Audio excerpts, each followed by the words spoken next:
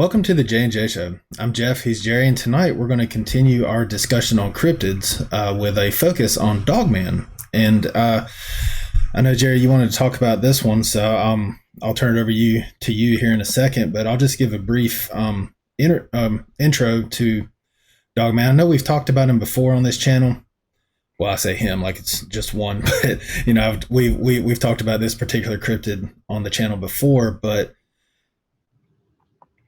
it was about 2015, 2016 when the stories really started to come out, and when people really started hearing about and learning about Dogman for the first time. I know I hadn't heard of it until about 4 or 5 years ago when you were telling stories after you had heard about it while we were on vacation.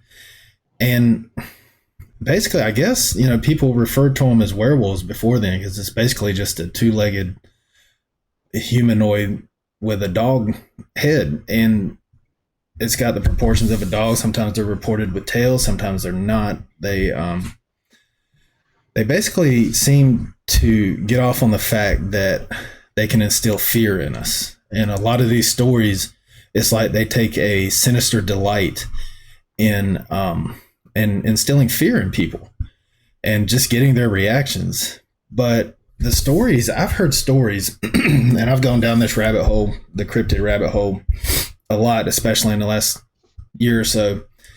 And in a lot of these stories, they go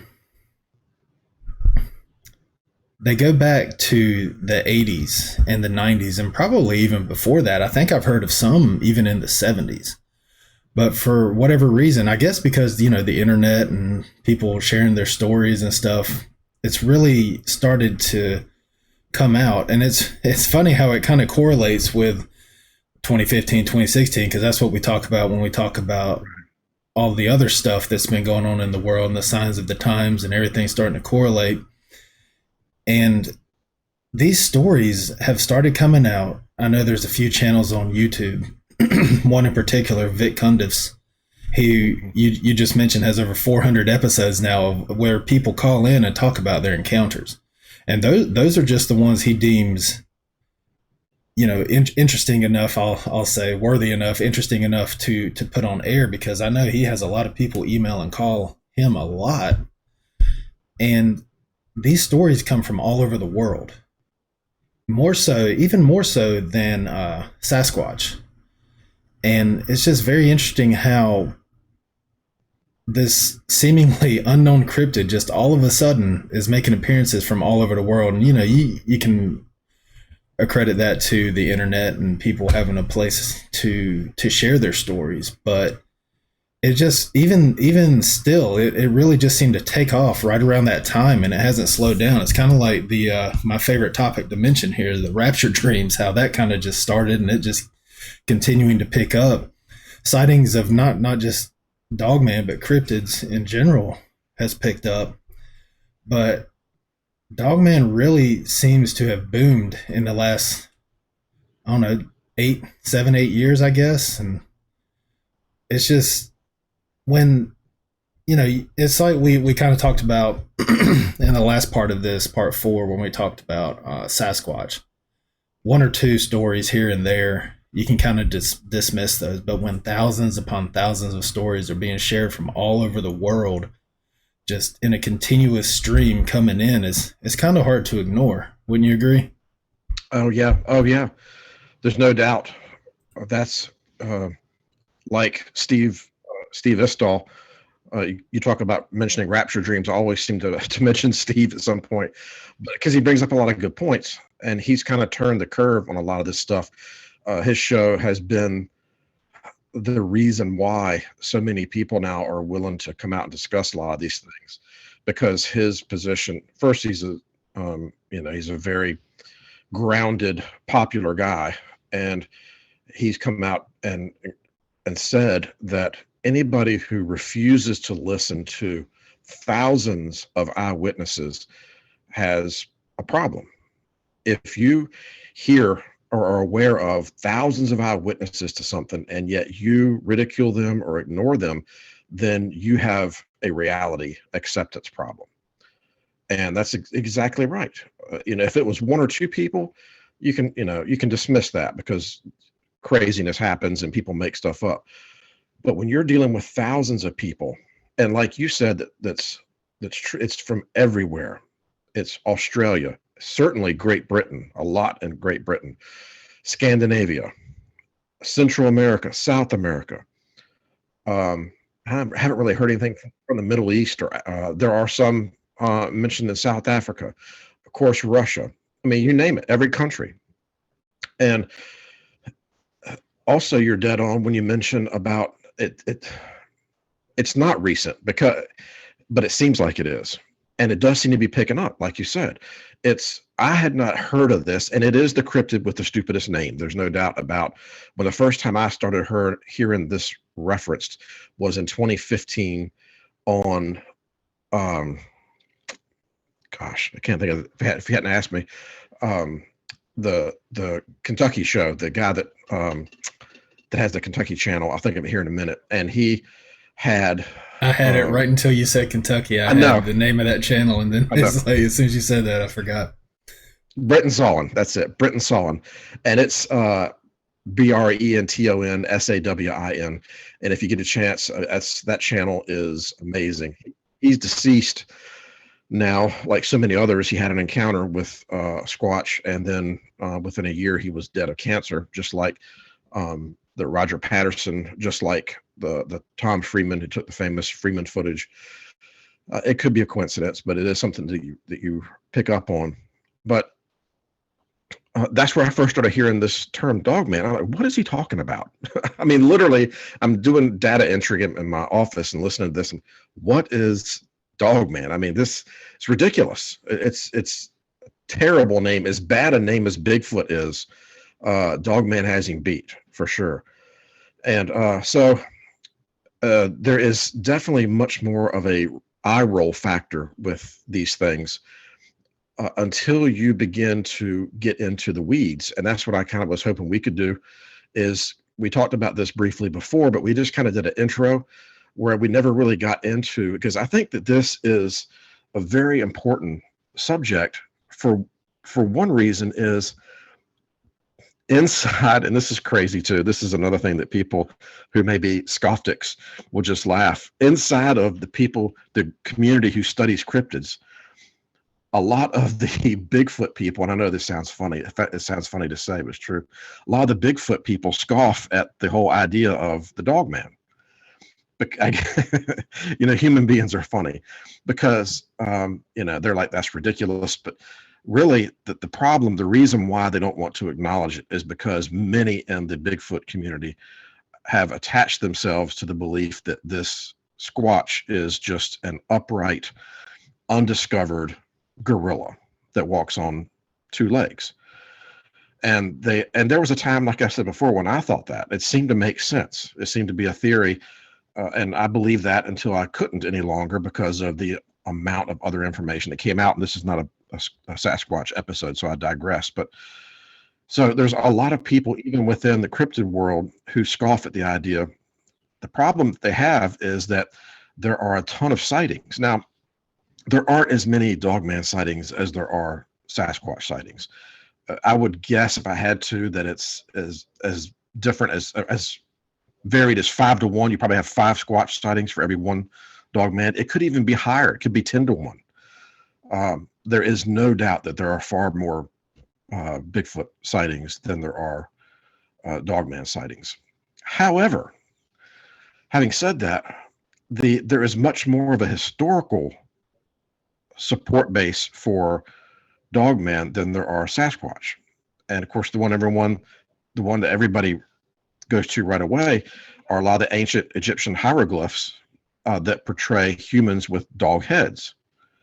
And so people, where did they get that idea? Where did that come from? And you could say, well, that's just their wild imagination.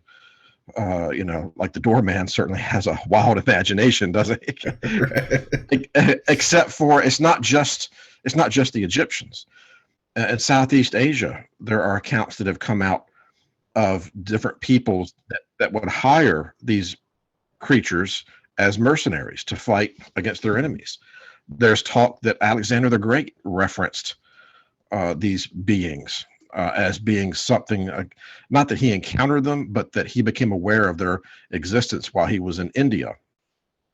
And there's a lot more that goes back into the ancient text where this Dogman thing comes up far more than what we would think of in terms of Sasquatch, which seems to be much more of a Russian, North American phenomenon, and China. Yes, Western Europe does have some sightings of Squatch, but for the most part, you're dealing with Eastern Asia, and Eastern Asia, and the North America. But with Dogman, you're talking about something there's a lot of. Great Britain is a hotbed. There are a lot of sightings in the United Kingdom. And there are quite a few in, like I said, Scandinavia. I kind of went through. There's people call in to Vic's show. And like you said, for people who are skeptical, it's easy to be skeptical because it sounds so ridiculous. But like we said, Vic Cundiff's show is now up to over 400 episodes. And I started at one point in time when I was doing a whole bunch of tedious work where I had, just hammering away on something that I could have my radio on. I started listening to episode, and you get up around episode 12 and you're thinking to yourself, there's no way all these people are making up the same thing. These people are seeing something. So that's kind of what I thought would be good for tonight, is to just go into, because this is not going to go away. And it's important that we touch on these things, because as you see right now with the UFO issue, the lid's about to blow off of that. And it's coming. Disclosure is coming, whether it's, this month or this year, I don't know, but there is going to be disclosure to the UFO, the alien phenomenon. And when that happens, these others are going to be affected as well, because a lot of them are linked together. It is true that while there seems to be a very strong link between UFOs and Squatches, there doesn't seem to be a link between Dogman sightings and UFOs. It doesn't seem to be as much with the orbs. There's no doubt there's some, but whereas the Squatches seem to come hand in hand with orbs, and the Dogman, not so much. So there are some fundamental differences that I kind of wanted to go over, because it's interesting and it's fun to pontificate. Do we have 100% answers on any of this? No, we sure don't. But nevertheless, it's an interesting topic. Right. And like you said, there's way more evidence for Dogman, which I agree is a completely ridiculous name. And that right there just turns a lot of people off to it. Excuse me. You said the ancient Egyptians had hieroglyphs. They also had Anubis, who was a dog-like man creature, and he was one of their many gods. And it's funny, people often, before the term Dogman was coined, they often refer to them as werewolves, which is another thing that people hear and just automatically dismiss, like those aren't real. But it's kind of funny how a lot of myths and urban legends are usually a little bit of truth to it. Right. Maybe just a little bit. And so it really makes you think. Anubis, werewolves, all the other things, like you said, Alexander the Great seemed to reference these creatures. It just, I don't know, it kind of makes, and especially after hearing all the encounters, it just kind of makes me think that maybe, modern day Dogman was, one time referred to as a werewolf, was one time worshipped as a god in Egypt as Anubis, Right. So, excuse me, it's just kind of, I don't know, myth and urban legend always seem to have a little bit of fact mixed in, however little it is. But I don't know, it just because it is an urban legend, just like Sasquatch, just like any other cryptid. They're all urban legends because we don't know for a fact that they're real. But I'm right there with Steve Ishtal. If you can't listen to thousands upon, because his channel every day, I mean his is mostly focused on Sasquatch, but he does every now and then have a Dogman story. Yep. But between his channel with the Sasquatch, all those stories come in every single day. He sits down every single day and reads multiple emails a day. You got Vic Cundiff telling all the Dogman encounters, and he also has a Sasquatch encounter, I believe, too. It's just it seems like every day more and more stories are coming in. And it's like I don't know how you can sit there, and I mean you can scoff at it and it may not be real, but maybe some are made up, but how can thousands and thousands of people, like you said, from all over the world, Australia, um, England seems to be the hub. It's almost like our Michigan, because Michigan seems to Yeah, be the cryptid capital of the U.S. right. United Kingdom seems to be the dogman capital of the world because, like you said, there are a lot of stories that come out of there, more so than anything else. Dogman. So I don't know how. It's like Steve Ishtal says. How can you can listen to all these encounters and just completely dismiss it, especially when a lot of the things that these people tell all line up. So Right. That's the either there's a handbook out there that's been passed around where, hey, if you're going to make up an encounter, you got to follow these guidelines, that thousands right. upon thousands of people have come across, or they're telling the truth.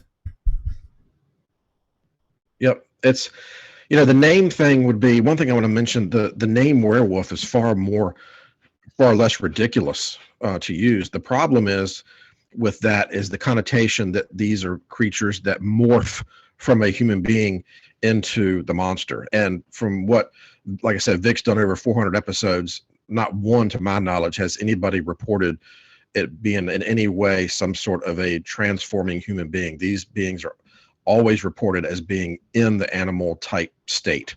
They're in that state all the time. And there's even a bunch of reports in there of people encountering the young ones. And I'll never forget the poor guy. I guess he was a youngster, 12, 13. He was on a camping trip in the desert, Southwest somewhere. And because it was dry, they were in a tent, and he had another kid in the tent with him. It was like a Cub Scout type of thing. Because it was so dry, they had a covering of the tent, but they left the cap off, and it was just mesh. And during the night, this young one crawled in to the tent. Actually, I think they even undid the zipper and crawled in. And the kid wakes up, and the thing is right there on his chest. And it's a small one. It's very small. And he kind of startled. He didn't really, and he looked up and he could see through that sky cap to the mesh. And the mother was so large that it was standing and just peering down at him. And with this look like, don't you move a muscle. And he said he actually opened his mouth to yell. And he said she cocked her head and looked at him like, if you do that, if you make a noise, it'll be the last noise you ever make. And he said it didn't matter because he couldn't make a noise anyway. The thing like sniffed him and whatnot, may have even licked his face, and then crawled out, and they were gone, just like that. And the next morning, he couldn't tell anybody. He asked around if anybody had seen. I think they may have found some strange tracks, and they dismissed it as usual as a bear, even though there were no bear in the area. And he had, as always, and this is a big thing with this, there is far more of the post-traumatic stress syndrome that comes when most of these people, I'd say 90% of the people who have these encounters with this thing are deeply affected to the point where their dreams, almost all of them have their dreams disrupted, and these beings continue to appear in their dreams for sometimes years afterwards. And the individuals struggle to process. Many of them feel like they're insane because they're not aware that anybody else has ever seen anything like this. So over and over and over and over, you hear witnesses on Steve's show that will say that they were just so relieved to find out that there was other people who had seen this because they thought they had lost their mind or they had seen a one-time thing. They couldn't process it. And so it's part of what Vic does is very similar to what Steve does. His main goal is to help these eyewitnesses who have been scoffed at, ridiculed, dismissed, laughed at, to process and to try to start the process of healing And for many of them, they talk almost right away that it helps just going on the show. Now, of course, Vic's not exploiting these people. They're not required to go on his show. He tells them, listen, you call in with your account and we'll put you on the show. If you don't want to go on the show, he said, you can write your account out and I read it. He said, if you don't want to even do that, we'll just talk. And you don't have to ever even go public with this. We'll just keep it a secret. And so he offers them all levels. He's not exploiting these people for cool, scary stories or anything like that. He's about the victim, and that's what he refers to a lot of them, eyewitness. He's all about the victim first. And so this is something, like I said before, that is very controversial, even amongst people who consider themselves, cryptid, because a lot of the Bigfoot community doesn't want to acknowledge this because their worldview can hold up to there being an undiscovered bipedal ape who they claim is a friendly forest, a furry forest giant, forest creature, forest brothers, but their worldview cannot hold up to something as radical as this. I mean, how what is this thing? If you have so we just have a giant undiscovered dog. Is that what it is that can do mind speak and runs on two legs? And clearly the thing that people talk about with these sightings is the intelligence. They say you're looking at something that is every bit as intelligent as a human being. They say it's so weird to be looking at something with a dog's head and it's glaring at you, and yet that it's intelligent. You're not looking at a dumb dog.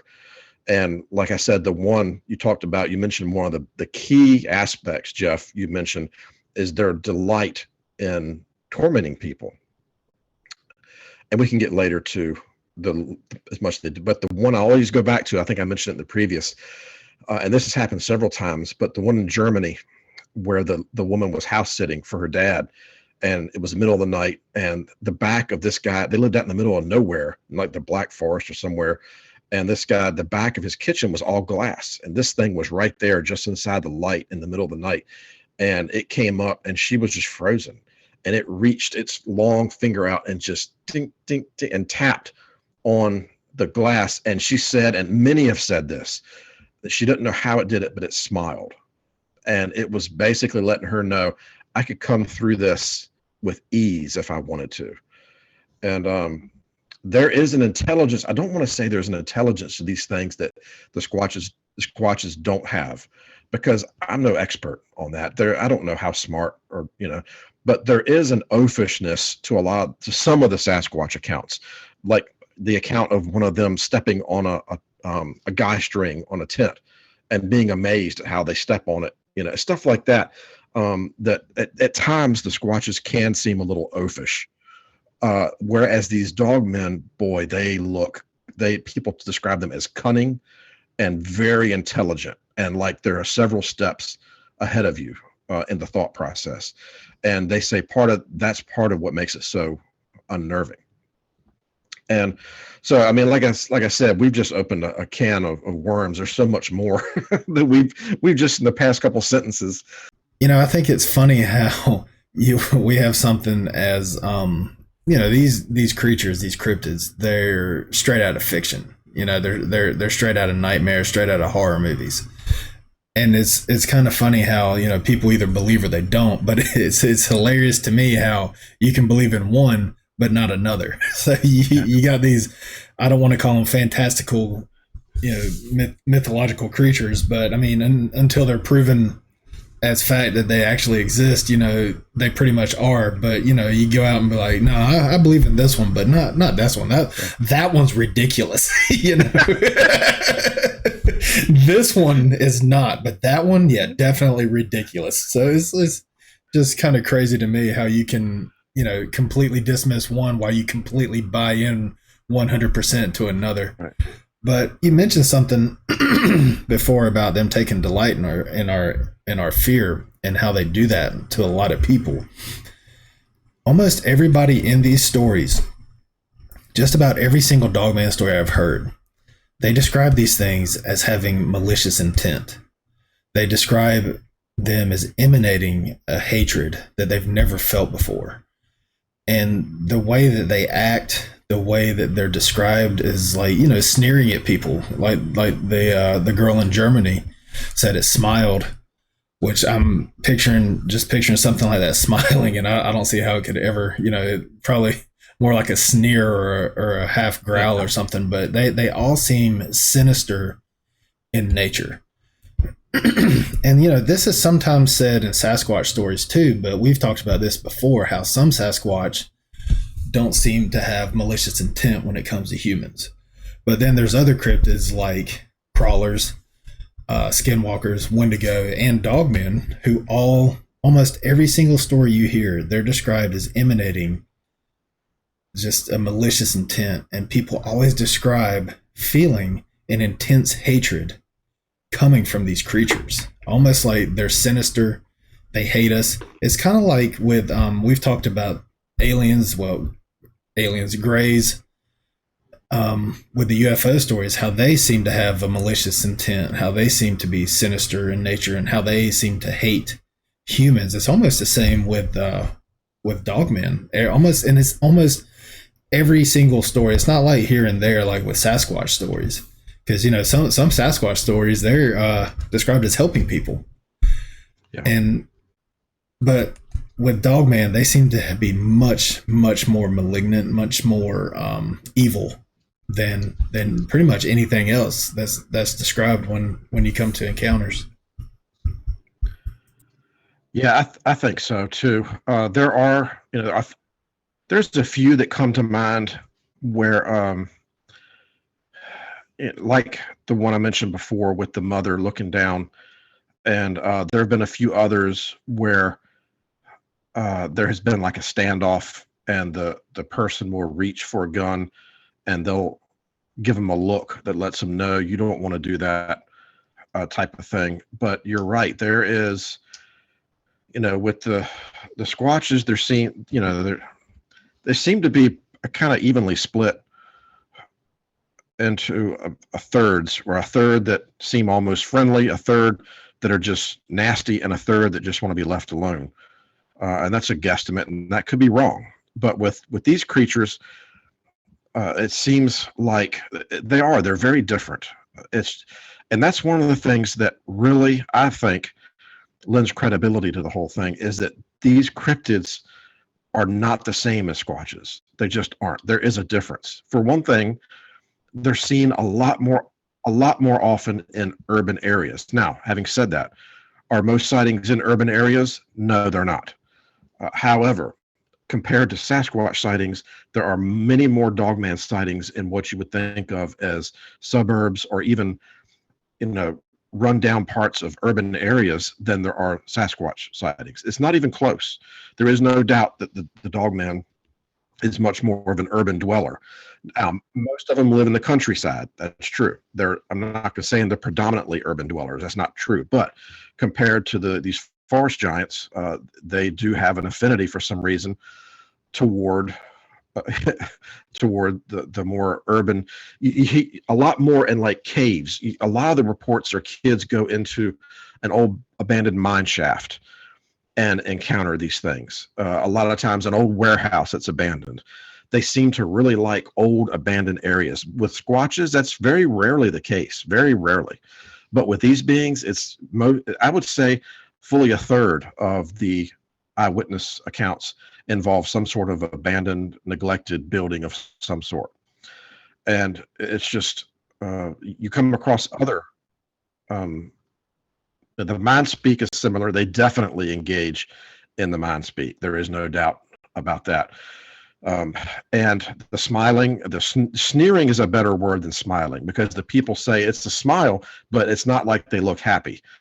It's like an intimidating sneer. So you're 100% right about that. And as far as to the extent to which these beings are violent, it's very hard to gauge. I'm of the camp that thinks that they probably kill more than their fair share of human beings. I truly believe, I can't prove it, but I believe that these entities are restricted. They're not allowed at the current time to run free and attack human beings indiscriminately. That's being reserved for the end times. And there are scripture verses that that suggest that. However, clearly there is a limited number that they're limited number of people, limited amount of activity they're allowed to engage in now. We know that for a fact. And it does seem to me, because Vic Cundiff says a lot, and I like Vic, but he says a lot that, you know, there's not a lot of reports of people being killed by these things, really. But the comeback to that is, yeah, well, how many reports would you expect to get from people who have been attacked by something like this? I'll send over some pictures. Maybe we can put some pictures up. But these things are described, even more so than Squatches, as being specimens of unbelievable physical fitness. They're ripped beyond what any human being could possibly dream. They have claws. They have impossibly nasty looking teeth. A human being's not going to survive an attack from one of these things unless the thing is willing to spare the human being. And there are a few of those. Even Vic has a few of people who have scratches and whatnot from these things. And the witness will say flat out, clearly the being did not intend to kill them, or else it would have. However, I think one of the things that really convinced me that these beings can carry out a lot of murders. Vic has one guy who's called in a couple times over the years, and he researches attacks on human beings by these creatures. And a lot of them occur on Indian reservations for whatever reason. But his episodes, most of Vic's episodes, it's one person calling in, giving their experience. And many of the people have had multiple experiences. Just like with Squatches, it seems like if you've had one encounter with these things, you're liable to have more. Very few eyewitnesses have had just one encounter. And which also lends it to being more of a spiritual thing, because that's the way the spiritual realm works. Once you break through and you have an experience, you're much more likely to have more experiences. But this guy documents and talks about one after another of incidences where people have been found in their homes completely ransacked and destroyed, and people being found either missing or torn up. And there is invariably reports from neighbors talk about seeing large, strange dogs that were in the area, large black dogs. One guy in particular, he had pit bulls in his house. They were all cowering. And the authorities invariably come in and blame the dogs. Well, this man's dogs clearly turned on him, even though they do tests on the dogs and none of them have any blood in their mouths. So how did they kill this man? How did they tear this man apart? Where I live in southeastern Virginia, right across the line in northeast North Carolina, is what you would consider almost a hotbed for Dogman sightings. There are almost no Sasquatch sightings I'm aware of, but there are numerous and really nationally recognized Dogman sightings. They've been on the History Channel, some of these reports. And a couple of years ago, we had in the small town of Pantego outside of Belhaven, North Carolina, a lady was killed. We're pretty well convinced at this point. The evidence is very heavy that she was killed by one of these things while walking her dog at dawn one morning. It was an elderly lady. And it's a very disturbing case, and it's not just a little bit of information, evidence. It's not jumping to conclusions. The eyewitnesses, the reports, the behavior of the authorities all suggest that she was killed by one of these things. And so I'm of the belief that they are far more dangerous than your average Squatch, that these things can be lethal. But having said that, like with most things, there does seem to be some that, because here's the thing, I'll just go ahead and get into it because this is one of the most important parts. With all this stuff, people can listen to this show and they can say, well, you guys believe in this stuff, but there's nothing to prove it whatsoever. And I say that's nonsense. There certainly is. The problem is people can't handle the proof. But the Sasquatch DNA study that was done in 2013 and released proved conclusively through intensive DNA study by 2 nationally recognized labs, they proved that these beings exist. The DNA showed it. Hardcore, concrete, these things exist. The labs even contacted the individuals who were all professional scientists and experts and said to them, what have you discovered? You've discovered a new species. And when they responded, oh, well, that's Sasquatch DNA, to the lab there was a silence, and they said, "Don't ever contact us again. Don't ever mention anything to the publicly about us, because we will deny it." And that's been the reaction all across the board. The scientists cannot handle the results of this study. It was done over 5 years.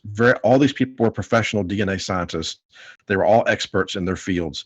They collected tons of data from all over. The results came in, and the results were concrete. And the scientific community, which is a disgrace in my mind, almost universally refused to accept it. And instead of addressing what was found, they went and attacked. As you know, usually people who are in the wrong will resort to personal attacks, and that's what they did.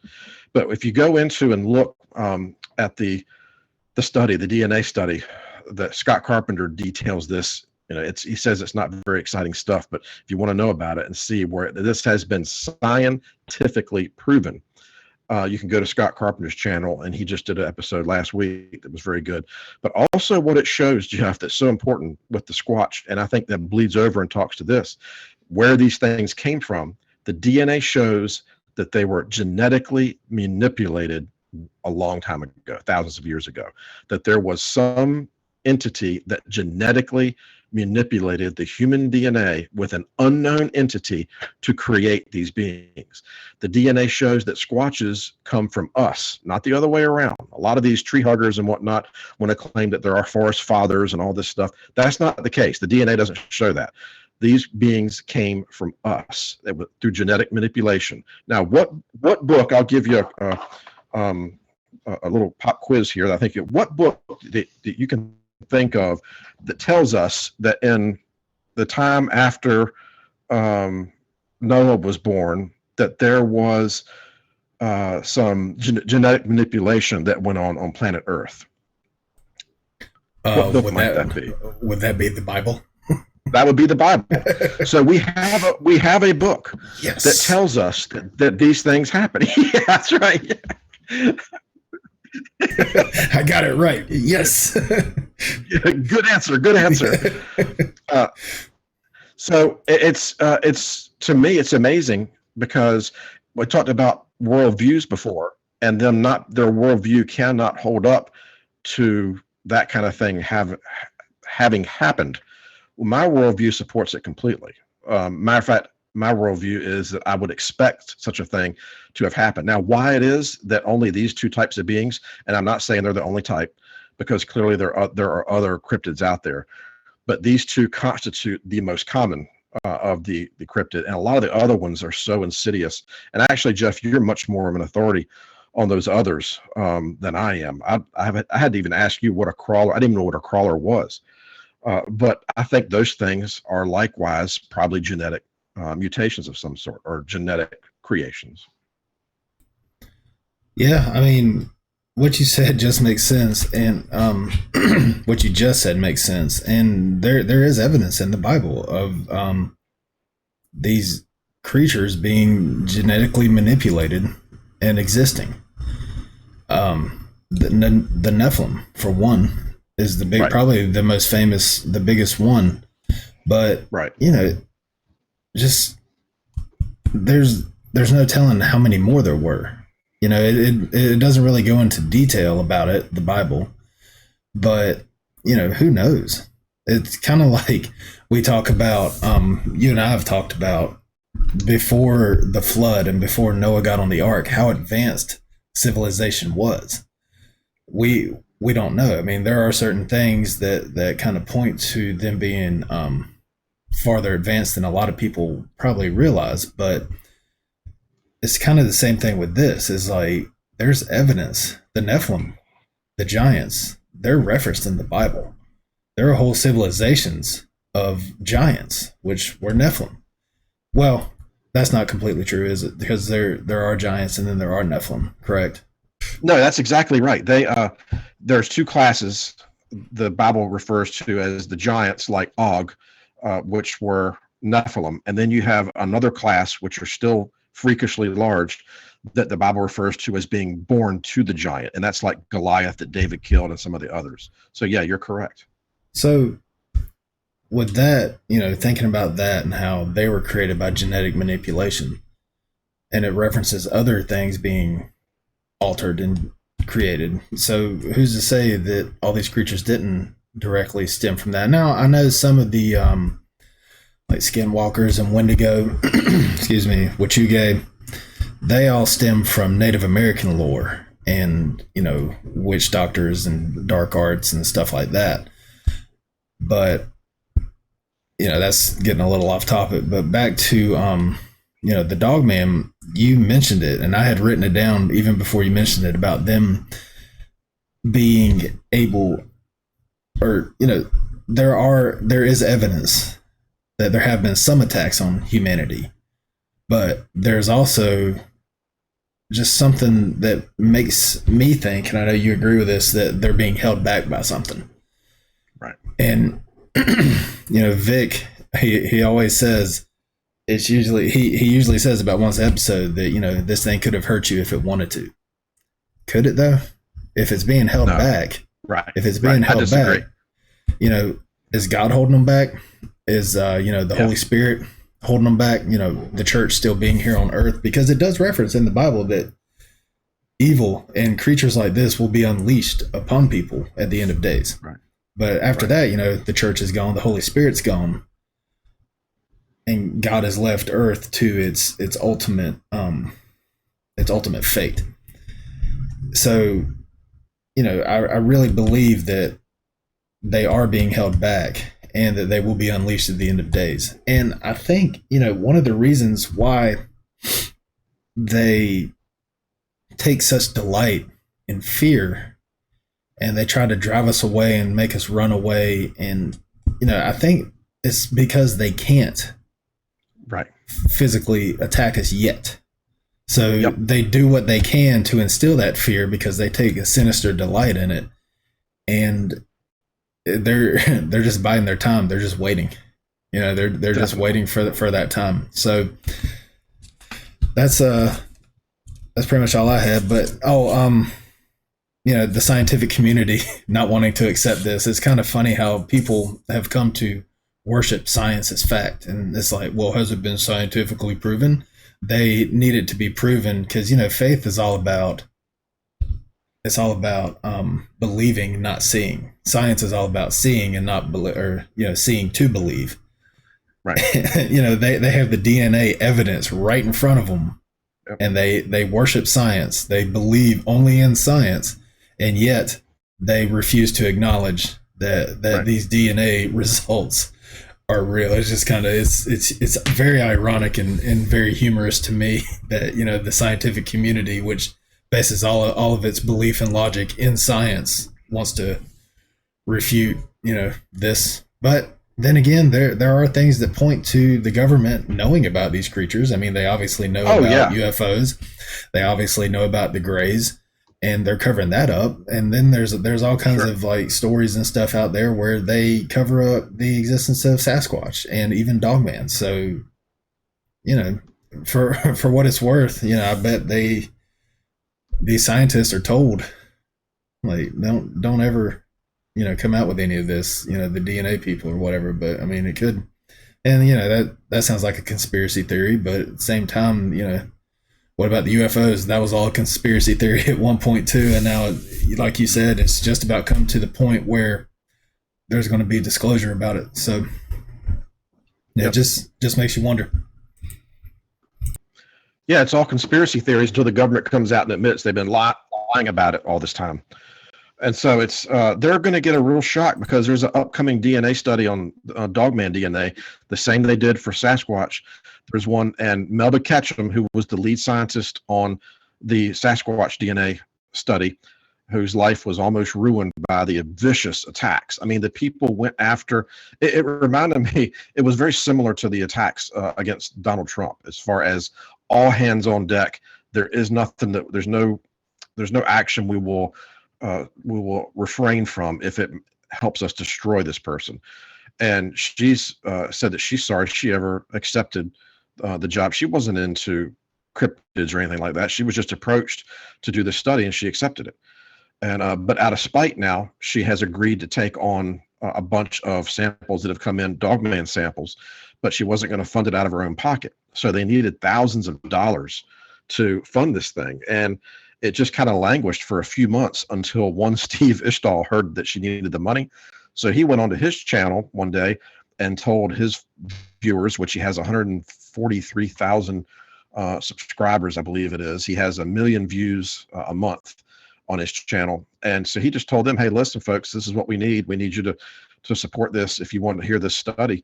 And by the next day, there was like 4 times the amount of money needed for the study. So they immediately began proceeding.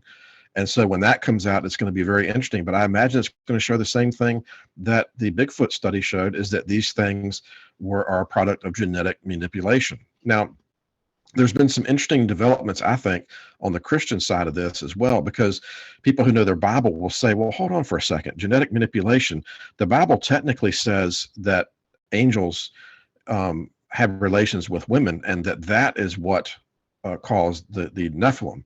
That's a far cry from, I mean, you know, that can produce a giant person theoretically, but how do you get a dog out of that, or a dog man? But there's some interesting 2 things. One, the book of Enoch is where we get most of our information on this. Now, the book of Enoch, like we've said many times, is not the Bible. We don't, you know, quote the book of Enoch as scripture, because it's not. However, it is quoted in the Bible on 2 different occasions. So if the book of Enoch is not scripture, but if the Bible quotes from a book on 2 different occasions, then it's safe for us to assume that we can consider this at least good history. We don't look at it as inspired scripture, but we do know that the stuff that's in there is not lies. The Bible wouldn't quote from a book that was full of lies. And in the book of Enoch, it talks quite a bit about the genetic manipulation that went on, that the fallen angels didn't just cohabitate with women, but they also, it said, they sinned against the wildlife by the mixing of the animals, and that they sinned against birds and fish and all kinds of things, to where, you know, and of course your thought comes up to all these different mythological animals that we know from ancient Greece. And then you say to yourself, well, that's all well and good, because I think it's important to be critical, you know, when you look at the details matter. And these beings would have theoretically been destroyed and killed in the flood. How did they get, we talked about that on this channel before, how do you get these beings, or the giants like Og and them, how do they get on the earth after the flood?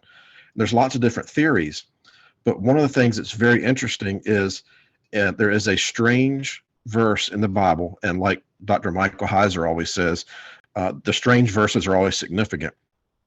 And in this verse, and I want to say, man, I'll have to look it up for you, and I'll send it to you. But it's as simple as it was after the flood had subsided, and Noah and his sons were spreading out on the land, that there was either one of his sons or his grandson that took some livestock around to a different part of the land, and that's all it says. And you're like, well, why did it even mention that? But when you add that to the ancient Greek, the ancient Hebrew text, they expand it even more. And there's 2 other books in addition to Enoch. There is the book of Jared and Japheth that both reference this, and they talk about this young man. When he went, he found tablets that were left over from the pre-flood time period that described in detail how to go about becoming a Nephilim. In other words, apparently there was some process. It doesn't say whether it's sex magic or whether it's potions or what it is. But the one thing that immediately comes to mind is, we talked about Nimrod last week. And it's interesting that the Bible indicates that Nimrod became a Gibborim. And it almost implies that he wasn't, and then he became a mighty man of the earth. Or this, a lot of times it's translated as a great hunter, but really the word is a Gibborim, or a mighty man, which is also used for the giants. So it almost implies that Nimrod became a giant, and he perhaps used this witchcraft or this process that was used before the flood to mix. And so this began to go on the earth. These texts talk about that mankind again began to mix and to create weird creatures, and that this was all tied in with the Tower of Babel and what was going on. And the desire, of course, Tower of Babel wasn't just about a skyscraper. It was about opening a portal in hopes of bringing these angels back down again, to once again have the knowledge that was the forbidden knowledge that was brought, that had been lost. Apparently one tablet, according to the text, was found. To get into all that, it's very interesting. But the bottom line is there is a link biblically to how these manipulations, these genetic manipulations, went on. How exactly they did it, because it's hard to envision a fallen angel in a lab at that time, in a laboratory at that time period, with vials and all these different potions and whatnot, mixing things, petri dishes. That seems very hard to imagine. But apparently there is some context now for there being knowledge on the earth at that time on how to mix animals and how to create Nephilim. And so all this requires more study. It's interesting. This was done by a guy named Derek Gilbert, who is extremely good Christian author who dives very deeply into this kind of thing and finds out tidbits that most scholars aren't very interested in. With the passing of Dr. Michael Heiser, I'd say that the Derek Gilbert is one of our best scholars, really, into these kinds of things. Dr. Michael Heiser was very interesting as well. So anyhow, I didn't want to get off on that too much, other than to say that we're not just on here spouting nonsense. This plugs in. And we hear so much in the past week about the UFO thing, and I don't know how many times I've heard people say, "Well, if there is disclosure, that's going to do away with the Bible. You Christians are in trouble because your religion is about to go away." And I just laugh at that. Like, what are you talking about? I mean, it doesn't erase my core belief; it confirms it. And most Christians, it's because they haven't looked into it. And I can't blame them. If you don't know this information's out there, how can you be expected to look into it? So that's what we're trying to do with this channel. Right. Yeah. We've always said that we're going to touch on topics and go places that, most Christian, podcasts or shows or even the church won't touch. They turn away from it because they won't touch it. But it's one of the reasons why we wanted to start the channel. And on your point about Nimrod becoming a Nephilim or a giant, there was a king, I forget his name. I'm sure once I start talking about him, you'll remember his name, be able to tell everyone what it was. I feel like it's right on the tip of my tongue, but he was cast out, and it was almost like he started becoming a Nephilim. Nebuchadnezzar. That's right. I had it right on the tip of my tongue. Yeah, Nebuchadnezzar. So that also solidifies Nimrod becoming that, because Nebuchadnezzar, in all accounts, it all seems to point to him becoming a wild man, is what I think what they called him, because he grew hair all over, and he became a wild man, is what the Bible says. But so I'm not saying Nebuchadnezzar was out there, like you said, mixing potions and doing witchcraft to become something like this, but it just points to the fact that a normal man could possibly, if he wanted to, it seems like there were ways back then to do it. Oh yeah, and what's interesting, how I just to confirm your point, how he got that way. What the book of Daniel says, by decree of the watchers. It was a punishment that was decreed by the watchers on Nebuchadnezzar. And what were watchers? Angels. That's right. So these angels, that would have to be the watchers be referring to, in that case, the fallen angels, correct? Because I don't see how. Yeah, it would have to be. I think it's righteous angels. Well, yeah, I mean, I guess if it's a punishment, because he had lifted himself up as being God, and that's why he got punished. Right. And so, by decree of the watchers, he was debased and humiliated for a period of time, a pretty good while. I guess several years he was out there living like that. So yeah, it makes sense if the righteous angels who hadn't fallen had this power. It just points to the fact that the fallen angels who turned away from God could come down Right. and do this. They could do genetic manipulations. They could create creatures. They could make men into Nephilim. So, Right. I mean, obviously, God's angels would only do it as a punishment under His direction, but Right. and then eventually it'd be taken away. But who's to say what the fallen angels who did mate with human women, and there's no telling. There's just not enough to know, but there's also Right. not enough to discredit any of this. So that to me Yep. just solidifies it. Yep. There's a lot to it for sure. Absolutely, yeah. Especially when you start getting into some of the things we've discussed in the last 10, 15 minutes or so. Especially when it Yeah. comes from the Bible. Like we say, we hold it with an open hand. We're not dogmatic about a lot of this stuff. I'm fully prepared to change my view on some of the and tweak some of these things if I see other information that's like, you know what, I used to think this, but there's really no evidence for that. So I'm going to toss that out.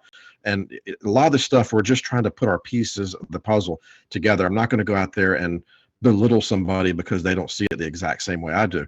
But I'm trying to base a lot of this on, on evidence that we have.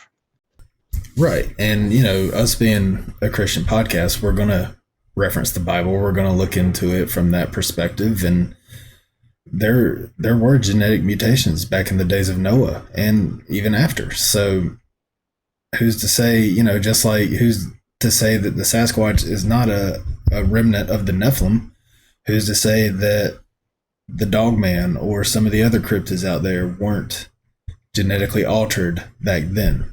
Because I mean, like you said, Greece has all of these mythological creatures, a lot of these mythological creatures, and it's like I said before, some urban legend is based in fact, some mythology is based in fact. So who's to say that these creatures didn't exist during that time and just somehow are extinct now or in hiding, like the Sasquatch and the Dogmen and everything else out there?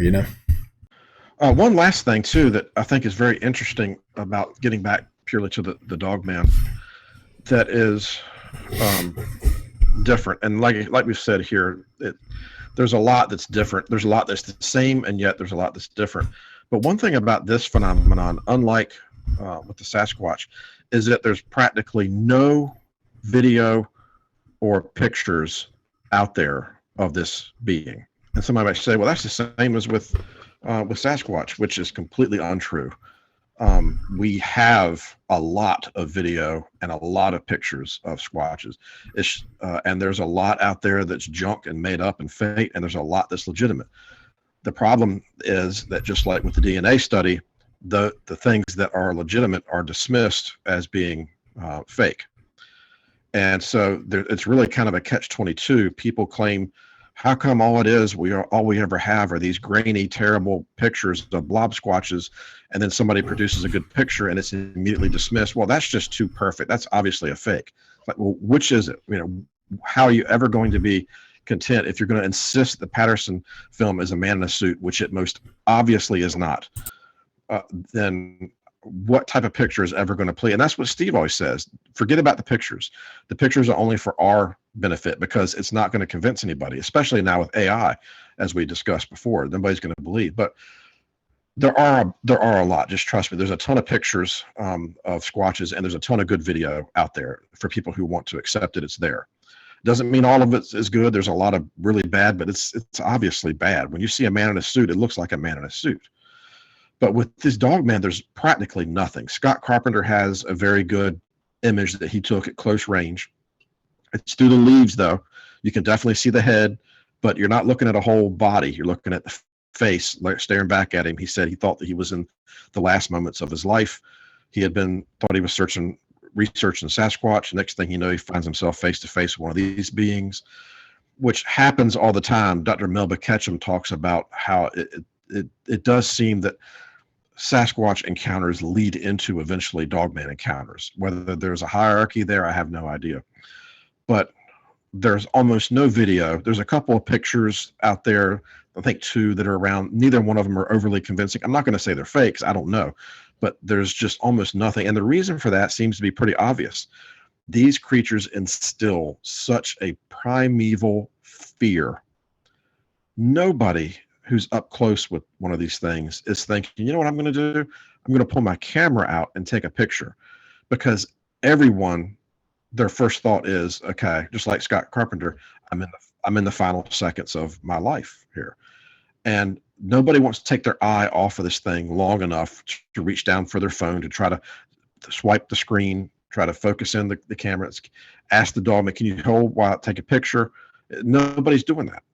And so it's extremely difficult to try to we're having to piece together what these things look like based upon eyewitness testimony almost exclusively. Whereas with the Squatches, there's a ton of good images out there you can sit and look at and get a pretty good idea this is what they look like. And just like with Squatches, they don't all look the same. There are some that people describe as looking just like you would imagine, a giant wolf-headed thing. There are others that are described very much as the head being much more like that of a hyena, with a smushed muzzle. There are some that they describe as not being more like a wolf, but more like a German Shepherd. So there are a variety of appearances to these things. It's not, and there are some that are not smooth black or gray. There are some as described as having almost the coloration of a hyena. People say, well, it's just a hyena that's on the loose in Maryland. Well, the problem is it's massive. It's 8 foot tall and it's walking on hind legs. So that theory kind of goes out the window. And some of these things can be really, truly big. There are accounts of some up to 12 feet tall, although the majority seem to be 8 feet. But when they go down on all fours, their shoulders are up 6 foot or 5 or 6 foot high. That's a huge, huge animal. And so just the very existence that when somebody sees something like this, and like I said, it's very rare. It's not like somebody seeing a deer. It doesn't happen all the time. I don't think anybody listening should ever expect to encounter one of these. I certainly don't. But it does happen. Just like with so many other things in our world, it does occur. And we'd be naive to just ignore it because MSNBC doesn't recognize it, or Fox News, or my favorite scientists, because you've got to start listening to the people. That's one of Steve's big mottos, is you got to listen to the people. You don't have to listen to every single person, but when the bulk of the people are telling you something, it's wise to listen. Now, as far as their philosophies, you don't have to adopt their philosophies, but when they're telling you that they saw something driving down the road, crossing the road, or that they were chased by something, it's very unlikely that all these people are making up. And in different countries, Australians are making up the same thing that South Africans are making up, that people in Russia and in England are making up. And even, Canada doesn't have a lot of these sightings. It does have some, but Canada is not a hotbed for Dogman sightings. It does have some, there's no doubt, but it's not a hotbed like the United States and England really are. And even Western Europe, France has them, and Germany as well. But that's pretty much all I had about there not being a lot of pictures. We can put up some drawings maybe to give people an idea. Their legs typically are just like a dog's legs. They're not like human legs like people think of with the typical werewolf, where these beings apparently are and very frequently run on all fours, giving them the look of just a tremendous sized dog or a wolf with extremely long front arms. And that throws people off as well at times. So like the hellhounds that we hear about are more than likely these dogmen. And there's a lot more to it. As I go to bed tonight, I'll be thinking, oh, why didn't I mention this aspect or that aspect? But if anybody who's interested, the Vic Cundiff show, the Dogman Encounters, is the place to go. He's extremely good at what he does. It's a very entertaining show. And there's a lot of episodes. Yeah, I was going to mention, a lot of people think, because of how their back legs are shaped, they're shaped just like a dog's. I think it was an inverted knee. Yeah. That's why a lot of people, I was going to make that point too, that they often, when they see them on all fours, they mistake them as just an abnormally large wolf or something else. But then they see them stand up on 2 legs and they start walking or running on 2 legs, and they always say the same thing. It looked very natural doing it. It looked almost like it was not struggling to do this at all. because if a dog were to try to stand up on its back leg, it's gonna be wobbling, and they kind of do sometimes, but they're always holding themselves up with their front paws. But Right. if some of the dogs can stand up on their back legs, they're like wobbling and teetering, and they can't walk very naturally like that. But these beings are said to be able to move naturally, either on all fours or on two legs. But yeah, if that's all you had, we can go ahead and wrap this one up. One last thing that leaves people with a laugh, a little bit of a joke. I probably shouldn't mention this, but it's true. And you have to laugh that being dogmen, they do have a thing. They do love to chase cars, which I think is really funny. True. Yeah, they do. They seem to get particular joy out of chasing cars, and Right. And Vic laughs about that too. And you just have to wonder: is that just a coincidence, or is it that dog side of them, or they just get a kick out of chasing automobiles? I don't know. Evidently, it's a canine thing that we don't understand. But yeah, Right. but just like you said, you'll probably think of some things later that you forgot to mention. So we'll like we do with everything, we'll leave this open ended, and we'll probably revisit it at some point, either with Dogman, or maybe we can get into some of the other more obscure cryptids and discuss those. Like you said, this topic is not something. It's not something that a lot of Christians will, even remotely touch, or they don't want to think about it. They immediately dismiss it. But it's one of the reasons why we started this channel, is to talk about topics like this. And when like you did with the Bible and the Book of Enoch, you start putting the pieces together with some of the things that are it's documented in the Bible, and we're to believe everything in the Bible. And the Bible obviously references Enoch. We can't 100% fully take Enoch as scripture, because it's not in the Bible. But with like you said, if the Bible references a book, then the contents of that book can be taken to be true, or to be accurate at least. So when you start putting the pieces together, it's a little too difficult to ignore, especially with all the thousands of accounts and all of the similarities. That's, to me, what I don't need to see pictures of it. When you hear stories, you take the stories and the facts and the details of that story, and when they start lining up with all the other encounters. Now, there are some I hear and there are some I read where it's like, nah, there's no way this is made up, and there's just some of the facts of that story are just too fantastical to be true. But when they all start lining up together and it's all the same things you hear, there's either a handbook out there that's like, hey, if you're gonna write in one of these stories and get in on this worldwide hoax, then here's the handbook on how to make your story believable.